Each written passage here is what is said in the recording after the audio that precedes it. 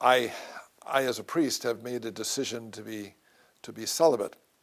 There's a real longing in my heart and a sadness that I never was able to have a child, a physical child, and that's something that really longs in my heart. The thought of being able to have, like my brother had 8 and my sister had 7, and that's a very beautiful thing, along with all the crosses and struggles that happened. But one of the things that you read about in the Bible is very often the pain of a woman and a man of not being able to have a child. There was a lady in the Bible by the name of Hannah, and her heart was broken because she wasn't able to have a child. And she wanted to, and she didn't take a vow of celibacy like I have, but she really wanted to have that child, and she tried and tried, but nothing happened. And she prayed to the Lord, and then something happened. She had gone to pray, and the Lord came to her with a word of promise that she would be able to have a child, even though it was an old age child.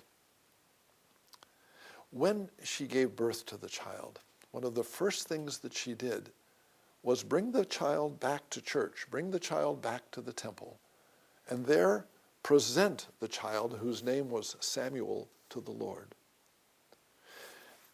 May we think about this in our own life, not just those that are choosing celibacy, but those who feel an emptiness with regard to bringing to birth, if you will, the creativity and the goodness and the life that is part of the responsibility of every person.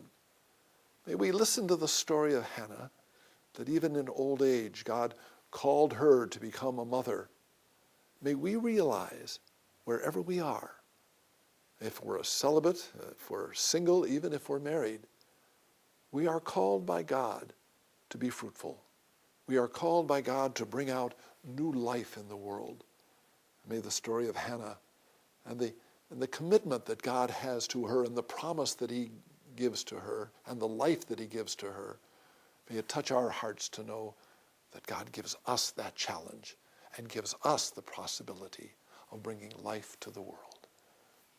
May Jesus' love for you always make you smile.